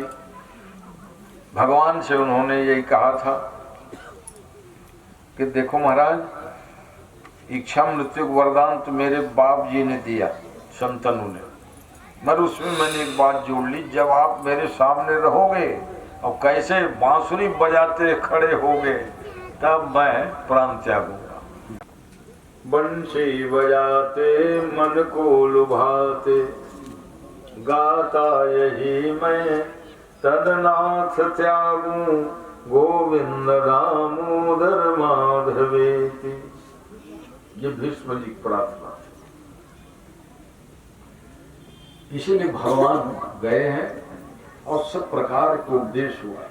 जिस दिन गिरे थे ना भीष्म जी, कहते उस दिन सोने की झाड़ी लेकर दुर्योधन गया था, ठंडा पानी पी लीजिए दादाजी, मगर दादाजी ने डांटते हुए कहा था, अरे कुलनाशक, तेरे हाथ का पानी नहीं पियो, तुमने आज भरत वंश को नष्ट के कगार पर पहुंचा दिया। और तब दुर्योधन भी बड़ा अभिमानी, क्या मेरे हाथ के नहीं पियो पानी तो और कौन पिलाएगा? भीष्म ने कहा तो तुम ही भारी नाती हो रे। मेरे और नाती देखो, अर्जुन, युधिष्ठिर, भीम, 5 सेवम हाजिर हुए। कहा बेटा कंठ सूख गए, बाण गंगा के पुत्र है, बाण गंगा जल, इसलिए भगवान सुंदर स्तुति की। और जब उपदेश कर रहे थे तो द्रौपदी थोड़ा हंसे। भीष्म ने कहा बेटी क्यों हंसती हो? एक बार हंसी तो महाभारत कर दिया, महाभारत के बाद फिर मेरे प्रवचन में तू हंस रही है। तो अभी आप प्रवचन को इतना सुंदर ज्ञान, अनाज धर्म, स्त्रियों का धर्म, वर्ण धर्म, सब पर प्रकाश डाला, तो भागवत में तो श्रुति को 11 श्लोक है, वहां तो विश्व पर्व ही है पूरा। भगवान चाहते थे युगों युगों के बाद कोई भीष्म आते हैं तो उनके द्वारा उपदेश कराया जाए। मैं क्यों हंस रही बेटी, आज बताना पड़ा। द्रौपदी ने कहा जब इतना सुंदर ज्ञान है आपको दादाजी, तो भरी सभा में मेरे चीर हरण हो रहा था, आपने कुछ किया नहीं, इसलिए मेरी फांसी आ गई। देखो तो दादाजी का ज्ञान कितना महान। तो इसका कारण क्या था दादाजी? द्रौपदी पूछे तो कहा इसका कारण साहब अभिमानी अधार्मिक पापी के अन्न खाता था बेटी। और जब जैसे अन्न खाते ना वैसे रक्त मज्जा वसा मांस सातों माने वस्तु धातु का निर्माण होता है, सप्त धातुओं का निर्माण होता है, इसलिए अन्न बहुत शुद्ध खाओ। माने बैठते जब पंडित ज्ञानी तो मैं कहता हूँ परान्न की निंदा की गई। जीवा दग्धा परान्नम से माने दुनिया भर माने प्रोग्राम दे रहे हैं और अन्न यजमान, क्योंकि शास्त्र कहता है अगर भागवत अनुष्ठान जब तब करे तो यजमान के ही अन्न खावे और यजमान के द्वारा दिया हुआ वस्त्र भी पहने, तब उसका फल निकला। तो इसलिए पुरानी परंपरा है, घर से कोई दाल चावल लेके नहीं आते, जो भोजन करेंगे तब उस भोजन की महिमा बढ़ेगी। वहां कहते हैं जीव तो दग्ध हो चुका है परान्न में।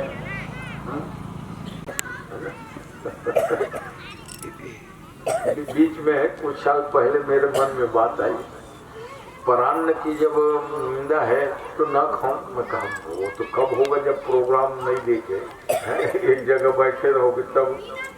शुद्ध गौ माता के गोबर खाद से खेती है ना, गौशाला है ये 150 पाए। मन किया कि उससे ही उत्पादित अन्न खाऊं। मैं कहा नहीं, ये अब व्यवहारिक हो। महाराज जी देखो प्रोग्राम में आए और वो अपन चाउर गहूं धर के लाए जिसे अब व्यवहारिक फिर बदल दिया। तो तुम्हें निवेदित भोजन करें, भगवान को सुंदर भोग लगाया करो, तो वो दोष जो अन्न का होता है ना वो दूर हो जाता है, फिर वो प्रसाद बन गया। मैंने भीष्म जी ने जो कहा द्रौपदी को, कहा बेटी मेरा मन ठीक काम नहीं किया, बुद्धि काम नहीं करे। हाँ मेरे आंखों के सामने एक बात से चीर हरण जरूर कर रहा, मेरा सहाय। अच्छा ये बात है। तो दादाजी जब आपको उस समय बुद्धि मन काम नहीं किया, अब आप कैसे बढ़िया उपदेश कर रहे हैं? अरे तो शुद्ध भगवान ने फिर उनको बहुत सुंदर गति दी। और जब भीष्म जी को सदगति मिली तो अब चलो राज्याभिषेक हो जाए। धर्मराज युधिष्ठिर भैया तो जैसे लौट के आए, कुंती को ये लगा कि कहीं ऐसा ना हो कि भगवान द्वारिकापुरी चले जाएं मुझसे बिना मिले, क्योंकि मैं बुआ हूँ, भाई वसुदेव का लड़का है, ये भावना थी। मगर आज भावना बदल गई है। कृष्ण भगवान है, जगत गुरु है, इसलिए वो ऐसे चौखट में हाथ धरे खड़ी थी। रथ आया, सारथी से कहा रोको रथ को, मैं बुआ जी से मिल लूं। विदा तो उनसे लेनी पड़ेगी भाई, महाभारत लड़ाई कई दिन पहले आया था, कई दिन बाद जा रहा हूं तो विदाई लेने पड़ेगी। मगर कुंती पहले हाथ जोड़ ली और हे कृष्ण मैं आपको भतीजे ही मानती रही, मगर अब ज्ञान हो गया कि आप परम पिता परमात्मा हो, कृष्णम वंदे जगत गुरुम हो। तो भगवान ने कहा जब ऐसी बात है बुआ जी, मेरे को जगत गुरु मानते हो, भगवान मानते हो, तो वरदान मांगो। कुंती ने कहा वरदान विपद संतु नस्व तत्र तत्र जगत गुरु। हे जगत गुरु विपत्ति का ही वरदान दे दो। अब भला बताओ, दुनिया में कोई नहीं चाहता कि मेरे को विपत्ति हो, कष्ट हो, सब चाहते हैं कि मैं सुखी रहूं। सब चाहते हैं कि मैं संपन्न रहूं, मगर कुंती बुआ ओहो इतिहास में स्वर्णाक्षरों में नाम लिखा गया। भगवान ने पूछा बुआ ये तो विपत्ति वरदान क्यों मांगती? इतिहास गवाही है जब जब विपत्ति पड़ी है तब तब पुकारी हूँ, और जब जब पुकारी हूँ आप दौड़ के आए हो। ऐसा ना हो सुख और संपत्ति मांग लो तो आपको भूल जाऊं। जो गाते हो गोविंद मेरी यह प्रार्थना है, भूलो न मैं नाम कभी तुम्हारा। हे गोविंद तुम्हारा नाम कभी ना भूलो, क्योंकि जब नाम नहीं भूलोगे तो पुकारोगे, और जब पुकारोगे तो उनको आना पड़ेगा। मन में यह चाह रहे भगवन, प्रिय नाम तुम्हारा पुकारा करूं। एक भक्त का बड़ा सुंदर उद्गार है।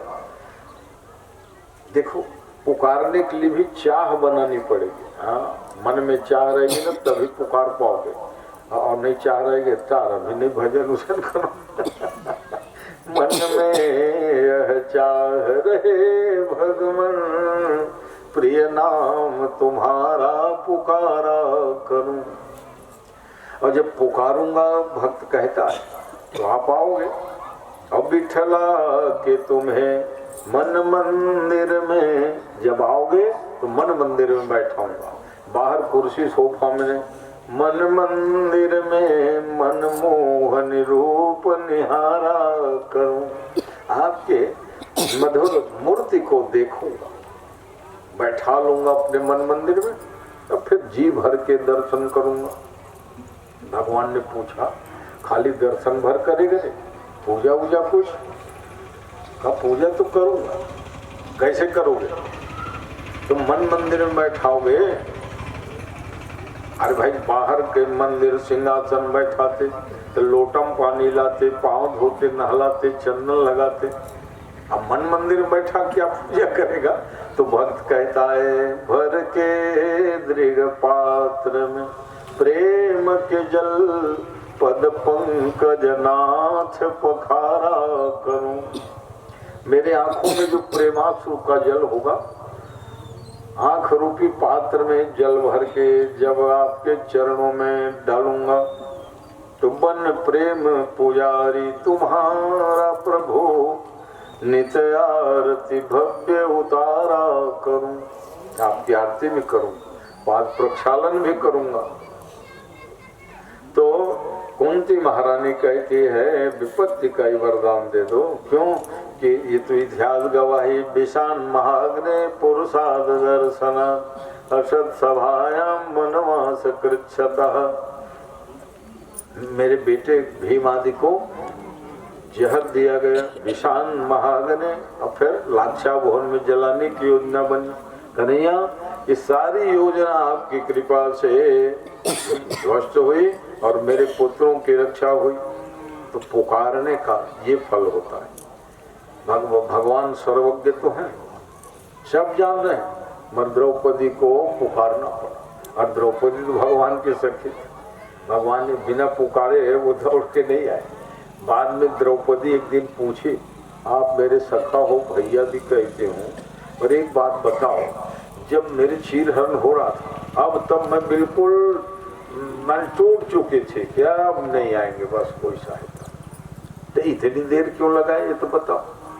तो भगवान ने कहा तुमने पुकारते समय दुख हरो द्वारका नाथ, तुम्हें नहीं मालूम है कि मैं सब जगह रहता हूँ द्रौपदी?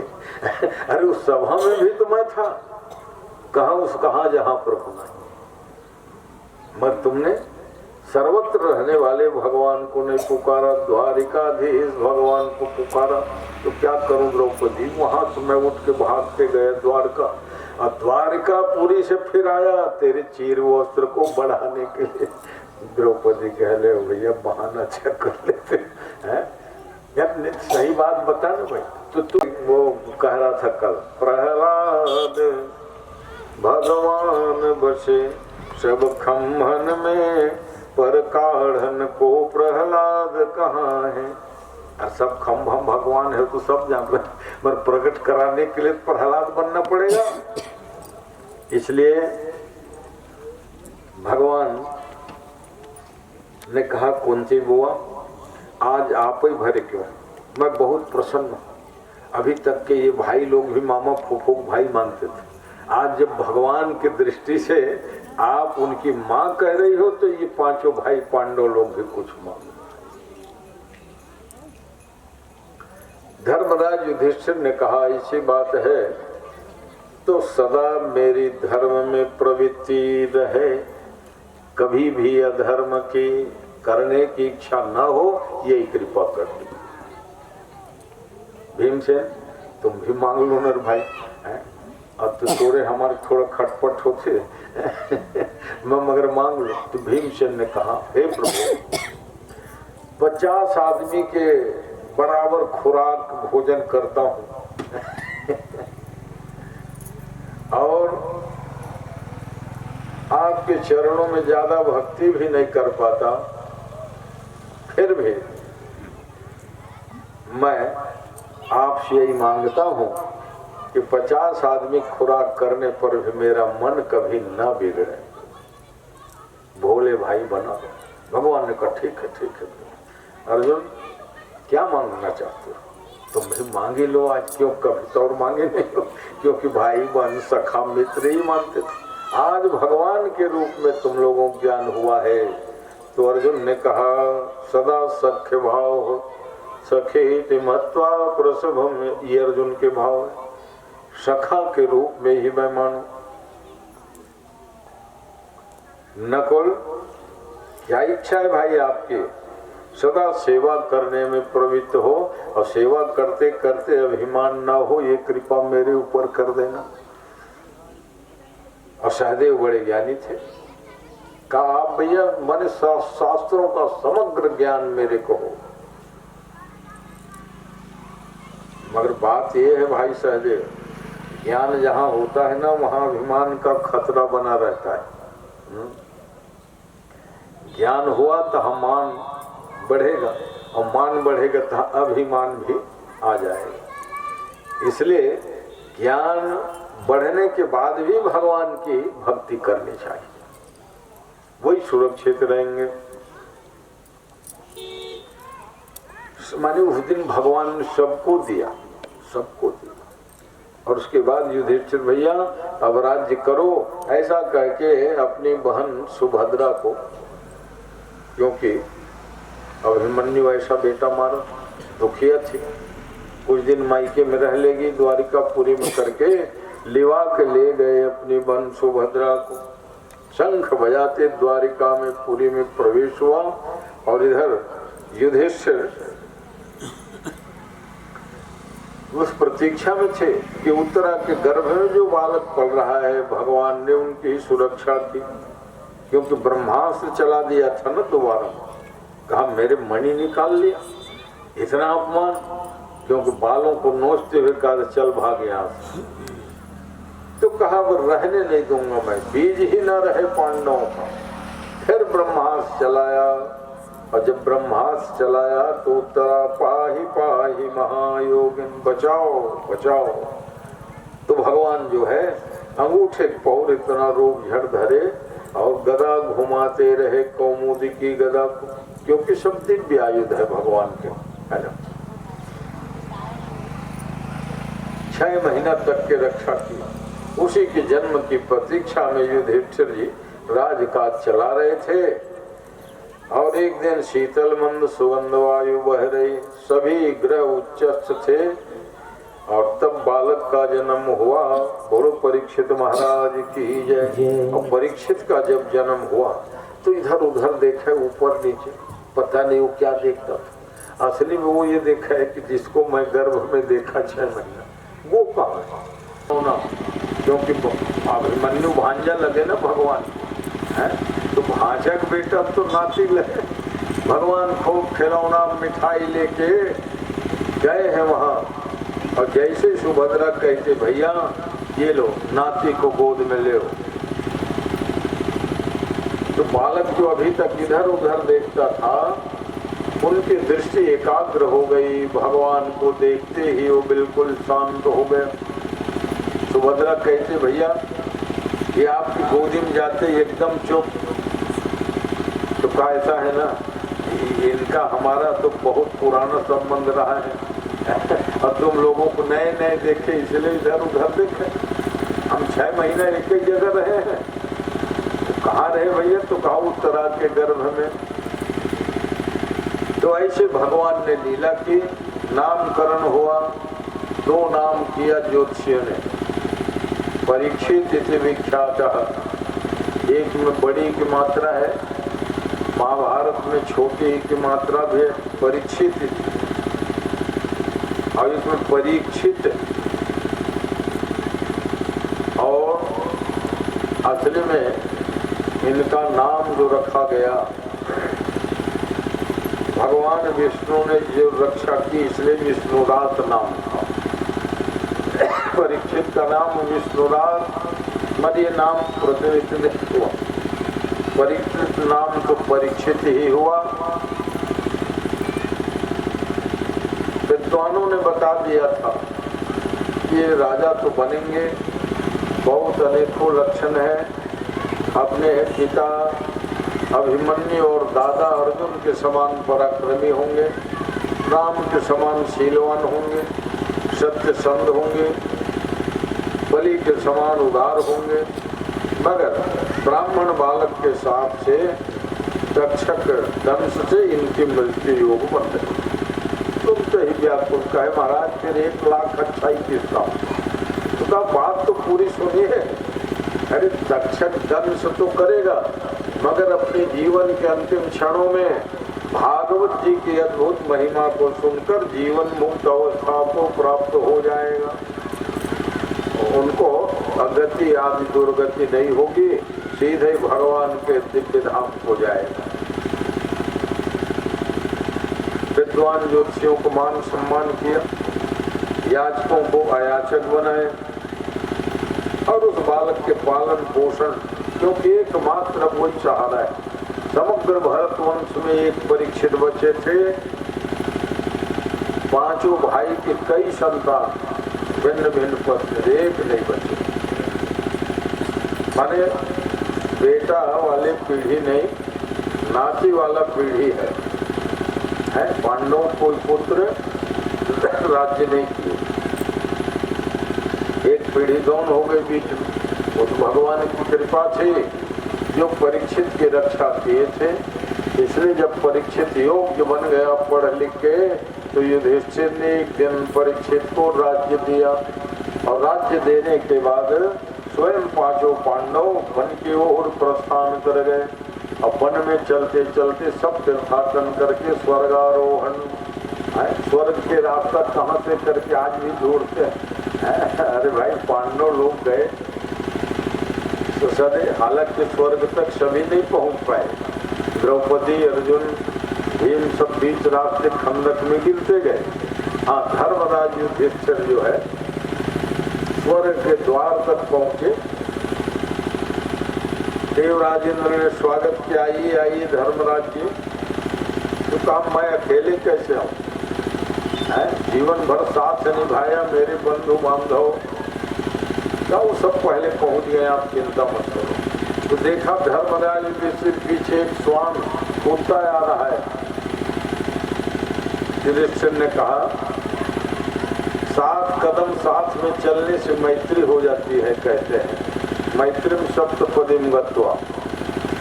इसलिए सगा मेहमान आवे तो कम से कम 7 कदम पहुंचाने, खोर गली तक के निकलते, दुआरी ले ही कोई विदा नहीं करते, ताकि वो प्रेम बना रहे, है ना।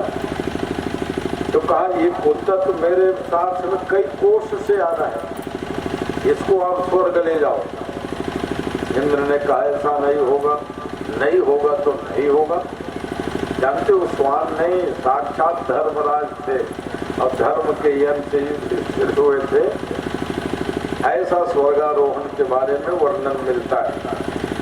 महाराज परीक्षित जब राजा बने तो अपने पिता दादा के द्वारा दिए गए राज्य सीमा देख के आ रहे थे।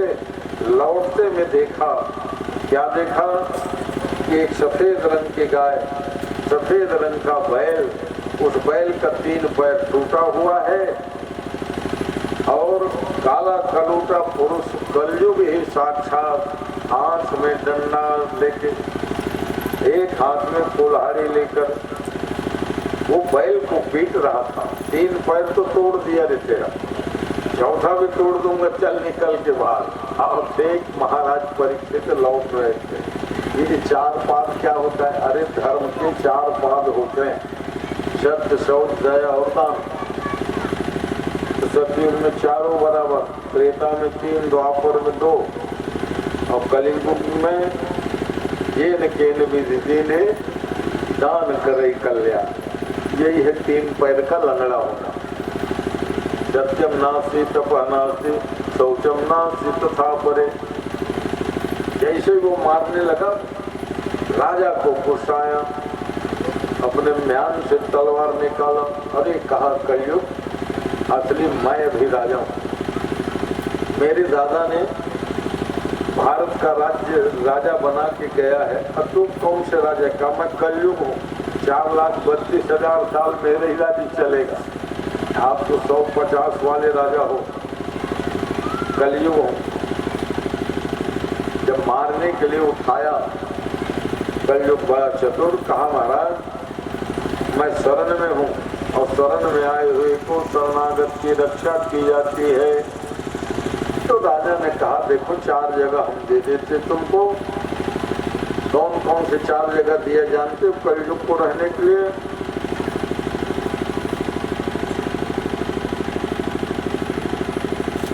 सबसे बताया पहले जुआ अड्डा।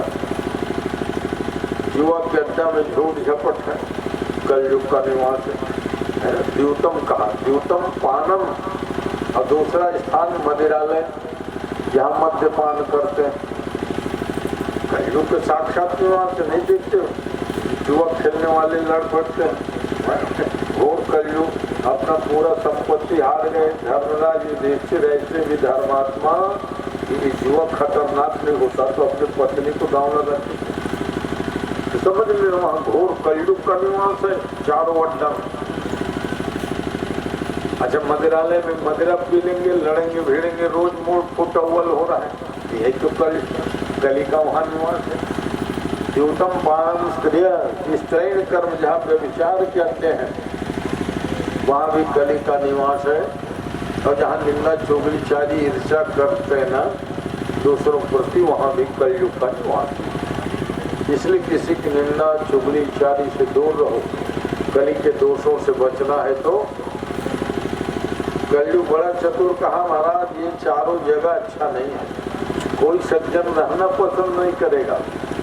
तो कहा 5वां स्थान स्वर्ण में दे दिया मैंने तेरे को, कलयुग जावा अच्छी जगह। कहता है सोना तो अच्छा है, सोना तो अच्छा है, मगर 2 का कमाई वाला सोना अच्छा नहीं, उसको कलयुग का निवास। कुछ लोग कहते हैं राजा परीक्षित ने सोना में कलयुग को निवास दिया। अरे सभी सोना में नहीं दिया भाई, जो किसी को दुखा के रुला के कमाया गया धन है उसमें कलयुग रहता है ना। जैसे नंबर 2 के काम कर दी, कोई लाखों करोड़ों लेके भाग गए विदेश में, बैंकों को पैसा लेके, आखिर वो रोन है कि नहीं आया? जेल जाने के डर से अब आएगा मोदी, तब आएगा माल्या। अपराध तो कर लिए मगर रोई भागे फिर नहीं थे। हाँ, तो गलत काम करने के बाद गलत पैसे से सुख शांति नहीं मिलती। एक दिन कलयुग को नियंत्रण करके महाराज परीक्षित बड़े खुश गए जंगल में शिकार खेलने, मगर साथी सैनिक कोई नहीं था, अकेले चले गए, रास्ता भूल गए। कलयुग ने देखा अच्छा मौका है, बुद्धि में बैठे। जानते उस दिन वो जरासंध के मुकुट को पहन रखा जो कहता है परीक्षित के दादा पांडव लोग जरासंध को युद्ध में हरा, खूब प्रॉपर्टी लाए, राजसू यज्ञ कराते सब। तो इसीलिए उस मुकुट को पहने थे।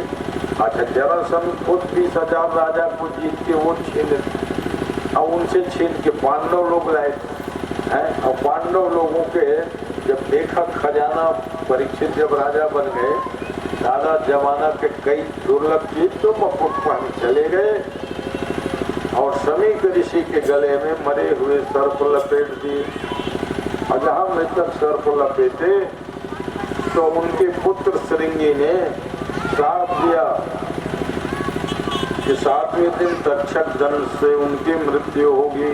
तक्षक काटेगा भरे नहीं कहे, मृत्यु होगी, इसलिए उसका कोई काट नहीं। साप के बाद सुन के साथ ऋषि मुनि महात्मा एकत्रित हुए।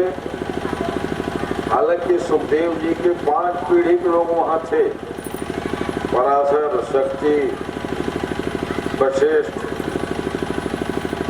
सनकादि कुमार, पर किसी को नहीं सोच रहा है क्या करना। तब भगवान ने सुखदेव जी को प्रेरित किया, हे सुखदेव तुम जन्म नहीं लेना चाहते थे, मैंने आज के ही दिन के लिए तेरे को जन्म लेने के लिए कहा था, मेरी माया नहीं व्यापी के इसलिए जाओ। देखो सामान्य लोग भी भागवत कथा कराएंगे तो विद्वान को है ना महीना 2 महीना निमंत्रण देंगे, है ना टाइम बनाएंगे। पर सुखदेव जी के पास कब टाइम बनाने गए थे भाई, अरे वो साफ लगा तो वहाँ, इसलिए भागवत प्रत्यक्ष भगवत कृपा साथ है। भगवान की कृपा हुई तो सुखदेव जी ज्ञान के सागर जैसे लहराते पहुँचे। सब लोग उठ के खड़े हुए हैं और सुखदेव जी को उस बरगद झाड़ के नीचे मृक्षरमासन में बैठाया। महाराज परीक्षित ने पूजा की और पूजा करके प्रार्थना की कि मुझे क्या कर लेना चाहिए, मुझे मतलब अंतिम क्षण है, एक क्षण लोग के कहावा। बहुत सुंदर प्रश्न किए हो। लोग चिंता नहीं करते कि हमें क्या करना चाहिए हमें क्या करना चाहिए चिंता नहीं करते, क्योंकि कथा को पूर्ण करने के लिए तो समाज की शैली में बात कहनी पड़ेगी। क्योंकि एक तो जब श्राप की बात सुने तो महाराज परीक्षित क्या कि ये ध्यान देने का। अभी अभी हाल में कोई पूछ रहा था, महाराज आप जजमान बैठाते हो सपत्नी, हाँ भाई या कि मैं सपत्नी तो बैठते हैं। तो महाराज परीक्षित अकेला सुन इसके दोनों धन रही लोग इतना सब एक पक्ष हो गए। कावर महाराज कहूँ मिले नहीं, आप पूछन हम तो हमने कहा ऐसा है, महाराज परीक्षित महल से निकले तो मैं भागवत सुनने को मिलेगा ये खुद नहीं सोचते थे, इसलिए पत्नी पुत्र आदि को पुत्र को राज्य दिया, छोड़ दिए। अब बस हो गए महाराज सभा। अब मैं बोला कहते हो कि नहीं ये दोनों जन सुनी तो कैसे थे भाई परिस्थिति ये थी कि वहां तो अकेले वो विरक्त जिस अवस्था में त्याग में जीवन में निकला, वहां निकलने के आने के बाद योजना बनी, सुखदेव जी आए और भगवान की कथा, इसलिए सुखदेव परीक्षित संवाद में वर्णन नहीं। और फिर परीक्षित के सुनने के बाद जब यज्ञ विधान बनाया बाद में ऋषियों ने, तो यजमान अपने काम में कर्म के लिए आयोजन करता है, इसलिए सब पत्नी बैठ करके भगवान की पूजा करे और कथा सुने, ये समीचीन बात। अब मान लो कोई कहे कि परीक्षित जी अकेले सुने, अभी हमारे जहाँ तेलई माउली में 2-2 बार कार्यक्रम हुआ है, वहाँ एक ही चल रहा है, चर्चा वहाँ हो रही है, यजमान कौन को कहता। तो ऐसा है, शास्त्र के वचनों को ठीक से अमल में लाना आज के युग में बहुत कभी कभी कठिनाई हो जाती है। तो महाराज परीक्षित ने कहा कि भगवान की कथा सुनना चाहिए, आपने जो कहा, तो भगवान की कथा क्यों सुनना? अरे कहा लोक परलोक दोनों बड़े बनेंगे। तो कहा वो भगवान कैसे? कहा निर्गुण भी और सगुण भी। वही भगवान कभी वाराह बनते हैं, वामन बनते हैं, नारद बनते हैं। भगवान की 24 अवतारों का उल्लेख कर दिया वहां संक्षेप में। तो कहा महाराज एक प्रश्न और करूं? कहा कर ले भैया। भगवान को वाराह बनने की क्या इच्छा थी? अरे भगवान तो पूर्ण काम सर्वतंत्र स्वतंत्र है, अब वराह योनि कोई उत्तम है नहीं। अरे भाई राम बने कृष्ण बने ये समझ में आता है, पर भगवान वाराह बने। अरे वाराह इसलिए बने कि हिरण्याक्ष नाम के दानव जो हिरण्यकशिपु का जोड़ुआ भाई था, नारद जी के कहने पर एक दिन पृथ्वी को उठाकर समुद्र में डुबा दिया। और समुद्र में जब डुबा दिया तो सृष्टि प्रभावित हो गई। ब्रह्मा जी ने कहा धरती ही नहीं है तो कैसे मैं सृष्टि करूं?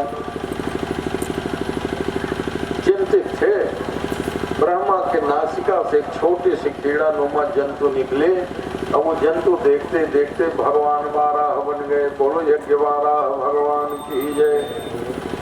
वाराह भगवान ने कहा हे ब्रह्मा जी, आपकी सृष्टि के लिए मैं धरती को उद्धार करके लाता हूँ। डुबकी लगाए और पृथ्वी को दाढ़ा में लेके जब गेंद की भांति निकले तो ये हिरण्याक्ष जो कमर भर पानी हुआ था समुद्र की गहराई है ना, वो चिल्ला उठा, चोर हो, कहाँ ले जाओगे पृथ्वी को? भगवान मन ही मन मुस्कुराए, का लीला ठीक चल रही है। अगर भगवान होकर के पहचान के पांव पड़ने लग जाते तो लीला फ्लॉप हो जाती, लीला फ्लॉप हो जाती। इसलिए भगवान के साथ 28 दिन युद्ध किया और 28 दिन युद्ध के बाद एक मुष्टि प्रहार जब किया, वो हिरण्याक्ष उत्तान गिरा है जल में, प्राण छूटने को है और भगवान सामने खड़े हैं। बड़े बड़े ऋषि मुनियों को ये मौका नहीं मिलता है कि प्राण छूट रहा हो भगवान सामने है। ये तो भीष्म जी को मांगना पड़ा था कि देहांत काले तुम सामने हो, वरदान मांगे तो तब भगवान गए हैं। बाकी देहांत समय में ना कई अच्छे अच्छे लोगों को भगवान का नाम स्मरण हो जाता है। संसार के देह के आदि शक्ति का बंधन सताने लगता है। इसलिए देवता गण फूल बरसा रहे थे, दुंदुभियां बज रही थी और कह रहे थे धन्य हो रे हिरण्याक्ष, मरते समय भगवान तेरे सामने खड़े हैं। ऐसा मरण तो ऋषि मुनियों को भी नहीं मिलता। भगवान ने पृथ्वी को स्थापित किया और कहा अम्बुवाची योग में धरती रजस्वला होती है, 4 दिन पृथ्वी को जोतना छोड़ना नहीं और हर शुभ काम में पृथ्वी की पूजन जरूरी।